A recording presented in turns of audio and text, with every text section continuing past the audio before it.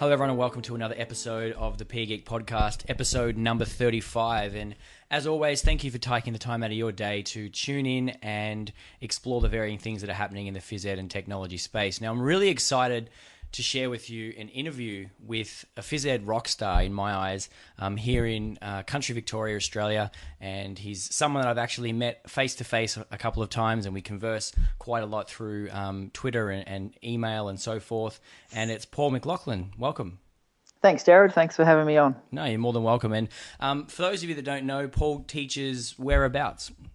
I teach at Marion College in Ararat. So that's about 2 hours northwest of Melbourne, and it's a Catholic secondary school of about 600 students. Okay, and where did this sort of journey for you start? I mean, you know, we've all got our sort of background as, you know, being trained as a phys ed teacher or something along those lines, but there's never usually that sort of connection between technology, and I'm always intrigued of how people sort of get into that sort of area. All right, so I started as a PE and science teacher, science being my second method, but mainly PE, and I've taught a bit of maths and RE. So the tech kind of side of things that I've tried to use, I guess, has come along as a slow process, just watching what other people are doing, like following like your own PE Geek blog in the early days, and then getting on Twitter and seeing what other teachers were doing, and just sort of pinching some ideas here and there to try out myself. So I guess Twitter's been one of the main ways where I've got a lot of ideas for using tech in PE. Yeah, definitely. I mean, there's the whole social networking thing is enormous. And I mean, if you're sitting here and listening and you're not active in any of the social networks, there's a lot to be said for going and finding out how you can get active. And you can get active in a number of different ways. I mean, you don't have to be a regular tweeter to get value. Would you agree? Yeah, well, I tweet pretty rarely myself. I guess I'm still in that lurking phase where I just watch what other people are saying and try and put something out there myself every now and then. But it's more treating it as like a newspaper, really, just reading what other people are doing and taking ideas where I see them. I mean, that's really powerful. It's sort of that professional development where you need and just in time learning sort of thing that Twitter does. And I mean, I certainly value how much the phys ed community has sort of rallied behind this sort of method of learning, and the sort of ideas that are coming from it are quite enormous. So there's a number of different ways that people can get started. And I mean, I set up a Twitter journey you might like, and you can head along there to the 14-day twitterchallenge.com, and it gives you a sort of 14-day introduction to Twitter, and that's just one of the platforms that people are using. There's obviously quite a variety of other spaces and apps and all sorts of things that people are diving into in the PE community. But what about you? What sort of things do you find interesting at the moment, or are having some success with in your schools? Well, we're using Google Apps at our school for the last couple of years, so we're trying to make best use of that as we can. That's going pretty well. Started using Google Classroom a little bit, just in the basic ways. I think that's actually a really good point about Google Classroom, though. I mean, we're using it at the moment with the more basic level, and at its very heart, it's really simplistic, isn't it? Like, I mean, we've spoken before about using tools that are a little bit more advanced and a little bit more feature-rich, but we're having enormous buy-in with Google Classroom with our teachers because of the simplicity of it and the fact that it integrates with Google Apps and so on. So are you saying that you're using the Google Classroom in PE context, like practical, or is it more theoretical type stuff, or what's the sort of angle? More so from the health classes and other, maths and so on as well, just for basics like delivering instructions and a web link or a link to a document or whatever. I mean, Classroom offers a pretty easy way to do that. And then occasionally we might use the assignment feature, which kind of makes all that sharing settings with giving a Google Doc to kids a lot easier without having to go to the next level of using Doctopus. So that works well. And it's sort of something that everyone can achieve too, which is, I think, the reason behind why we're getting such a big buy-in from our staff at our school. You mentioned some of those Google add-ons.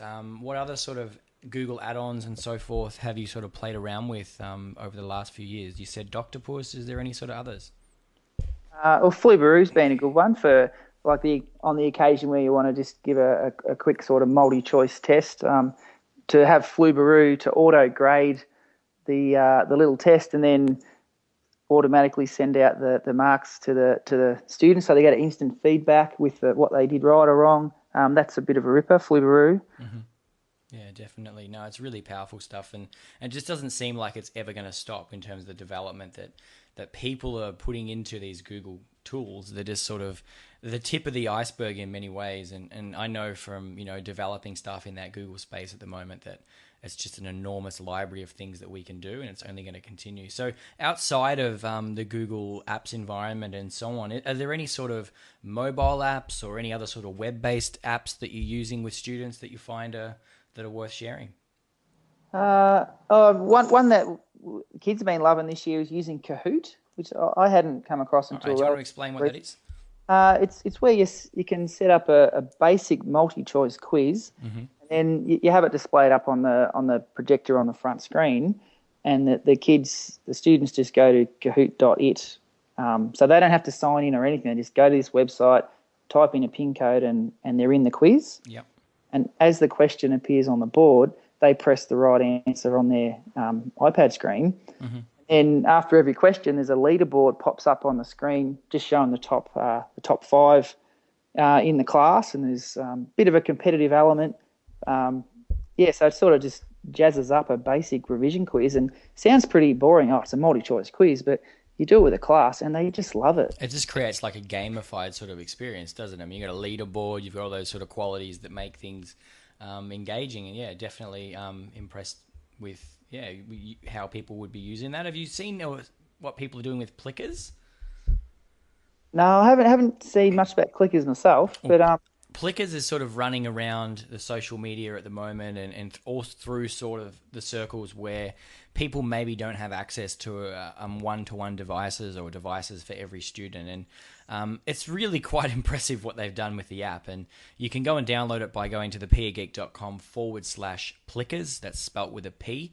And anyway, what it does is it enables you to do sort of live polling, like multiple choice quizzes. However, people don't use devices to respond. They simply hold up a card, and that card is unique to them. And depending on the way in which they hold the card, whether it's, held up in one certain direction, is basically the answer that they give. So the teacher stands at the front with their device, and they literally scan the room just by sort of using the camera and the viewfinder, and it grades all of the students without them needing to use a device. So, really quite powerful for those people that don't have enough devices for everyone. But it sounds like you guys are rolling out an iPad program. Is that right? Yeah, we've got iPads one-to-one now throughout the school. So still in the early days, a couple of years in. Yeah. Mm-hmm. And what sort of year levels is that affecting? 7 to 12. Yeah. Okay, so it's all the way through. And do they have access to another device, or is it just the iPad?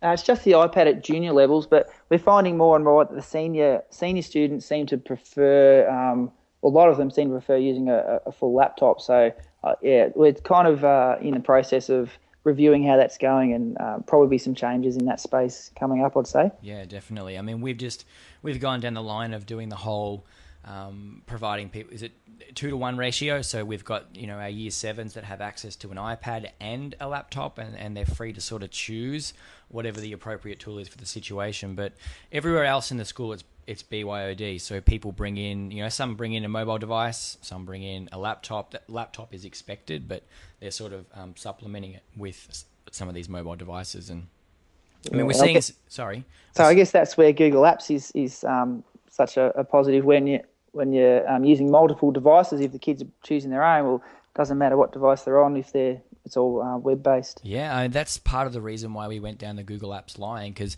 we saw the whole bring your own device trend emerging, and it was sort of apparent that we needed something that was a level playing field for everyone and accessible on whatever device they had. And it's really, really propelled that whole program forward and reduced cost for the school in a whole host of areas. There's lots of innovation coming out of people that are using Google Classrooms and Google Apps-based environments. So, yeah, we're really happy with sort of where it's progressed. Now, as we sort of dive past the various tools and apps that you've used, are there any sort of mistakes that you've made along the way, like things that you look back at now and think, I can't believe I did that? Because I mean, my career and my use of tech is riddled with things like that. I look back at some of my early blog posts and think, wow, was that something that I actually thought was going to really, improve learning and make things easier for me? Do you have anything like that comes to mind? Oh yeah, there's plenty of those. How much time have we got? Yeah, I mean, that's part of teaching, I guess. Things always aren't going to go to plan, and we have to cop that and move on. But there's always Wi-Fi connection issues, or the kids' iPads aren't charged, or whatever. Or what happened recently, we had an information evening where we had the projector set up in our school gym, and it worked perfectly when we tested it at 11 a.m. in the morning, and then. When we're presenting in front of the parents, funnily enough, the sun moved down to the west, over the west windows, and started washing out all the slides on the screen of the projector. So, sometimes it's the most basic things that can get overlooked. Yeah, without a doubt. I mean, I think you make a really good point there about it's sort of what we expected to do, and we shouldn't be afraid to try new things because things might go wrong. I mean, that's literally what students are doing every day and sort of what we expect. And I think it's great that we sort of expect the same thing and we have that same view about that. What about as we go forward? Is there anything that, you sort of have ideas for, and it would be nice if you had access to those particular pieces of equipment, or, any plans for infrastructure in a certain area, or a particular app that you want to try out? The Bluetooth heart rate monitors look pretty cool that I've seen around, where you can have the whole class wearing a monitor that connects to the teacher's iPad. So I think saw that on your blog, an example of that. So I'll be pretty keen to check out if we can get a class set of those. Yeah, the Polar H7 heart rate monitors are amazing, and there's sort of like a growing group of people that are using them as either part of the Polar Team app, which enables you to do up to 40 people tracked per, to one iPad. And that's mind-blowing for sort of teaching senior physical education, or people are just using them and connecting them to a single device. I mean, when we get to our training program sort of stuff with Year 12 PE, they are loaning them out, individual students, and sort of taking them and using them with their own devices. And just the fact that there's no watch means that they're a little bit more affordable than, some of the heart rate monitors that we'd sort of purchased previously. So they're amazing technology, definitely. I mean, do you have heart rate monitors at your school? Yeah, we've got a fair few of those. We did a beep test with the Year 12 class this week, and had them all set up with a heart rate monitor, and we had a student on the side entering their heart rates into a Google Doc every level, which we had then displayed up on AirPlay onto the TV in the gym. Yep. Which so they could see the graph going up, but that went reasonably well, but TV is probably too small in the gym. We probably need to get a bigger screen to make it more viable. Yeah. So, I mean, do you find yourself that you use some sort of large display in PE settings, practical settings, junior classes often? In the gym, like as I said, we've got a big sort of LCD screen, but it's probably not big enough for many uses other than a scoreboard and that type of thing. So we're looking at getting a short throw projector in a little cage installed, just to make a lot of those other uses a bit more functional. Well, yep. This week we had the music department were throwing out some old broken music stands, so we nabbed one of those to put our PE iPad on to have the video delay, that band video delay. Yep. Yeah, we had it pointed at the iPad at the high jump mat today, so the kids who run in, do their jump on a 10-second delay, they just walk around the screen, watch themselves, and then off they go again. So that I mean, it's powerful, isn't it? Yeah, be better on the big screen though, of course. Yeah, I mean, that's literally probably one of the first things I ever did on the big screen that we got at our gym. And if anyone's interested in seeing that, you can head to bigscreenpe.com, where you can see a video of the screen solution that we have. But I mean, there's some powerful stuff that can be achieved when you've got that ability to sort of showcase something instantly to the class. And just the other day, I was teaching a volleyball unit with year 7s, and we had band video delay set for 8 seconds, and we were watching rallies of the volleyball match, and sort of being able to stop play and direct their attention to the screen to be able to, you know, reinforce the concepts that we're looking at was sort of, yeah, really powerful stuff. So yeah, video is amazing. I mean, what other sort of video based stuff have you sort of played around with? We've had to play around with Ubersense or Ubersense, which this week we're having to throw a javelin. So, like, to have the Year 8 kids come back to class the next day and we have them comparing two students side by side to show their techniques and talk about the key points that we were trying to put into our throws was, pretty cool. I mean, it'd be nice to have the students doing that themselves rather than just a one-off demo in the class the next day. But I guess that's probably the next stage of where we might like to use it. Yeah, definitely. I mean, and Ubersense for me has recently become my go-to choice when it comes to video analysis apps. And for a long time, I mean, I still really like a lot of the video analysis apps that are out there. Obviously, Coach's Eye, big fan of it. But Ubersense, there's a lot to be said about an app that is completely free, that enables a full set of tools and features to analyze footage, and more importantly, allows you to get footage out into your own sort of cloud-based devices without you being sort of forced to go down their sort of platform. And yeah, just really pleased to see that they've gone down a very different line to what Coach's Eye seemingly has. And hopefully the future of those sort of platforms is that they become even more student friendly. Do you feel that they're still really, you know, they're not really focused on a school perspective? They're sort of focused still on that athlete or coach model.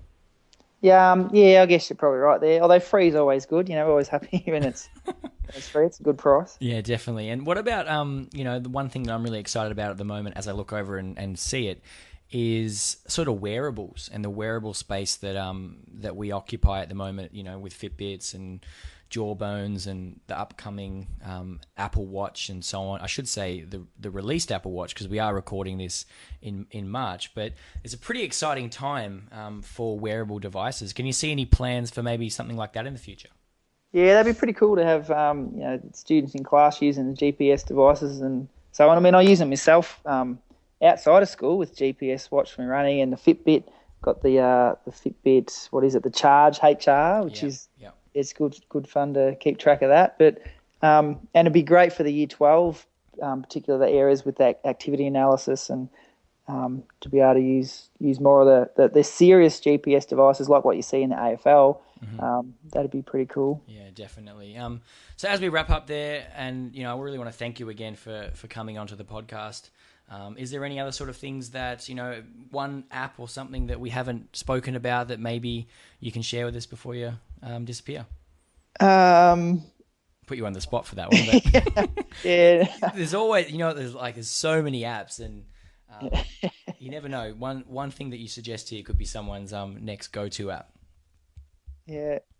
Maybe not an app, but something I've been using more and more is my Bluetooth speaker in school. We've got a Logitech UE Boom speaker that pumps out really, really loud sound for a small speaker. So, like, to use it for, well, you know, things like the beep test or warm-up music, or even in our CPEP units where we've had typically students allocated as a captain or a coach or a scorer, we've added now a DJ to that list of roles so that that's so cool. They can use the PE speaker to pump out. So what was that? What was the model again?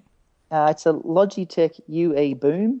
It's close to $200, but it's really good sound, good quality. Yeah, and just portable as well. So even if you're outside, obviously, you can take it with you. Yeah, it looks like a Coke can. And it's loud enough to use out on the school oval from the boundary line, and be able to sort of hear it and use it. Because, I mean, we've got this nice integrated sound system in our gym, and I know a lot of people, you know, sort of get in touch with me and say, what do you recommend for loud music? And that sounds like a really good choice. The fact that it's Bluetooth and it's portable, it's certainly right up the PE alley. Yep. For something that size, that's the best one I could find when I was looking around for one. Yeah. And if you head along to the pegeek.com/Logitech, it'll redirect you to the particular store and everything where you can possibly grab one for your school. So I want to thank you again, Paul, for coming onto the podcast and sharing what you've been doing related to tech and PE. I really appreciate it. And if you have, you know, any spaces where people can get in touch with you, where would be the best spot to do that? On Twitter, it's at Paul Mcloughlan. Yep. Yeah, and that's probably the easiest place. Awesome. Notes and information from today's episode will be available via the website at thepegeek.com/35 for episode 35. Again, thank you, Paul, for your time, and until next time, see you later. Thanks, Jared. See ya.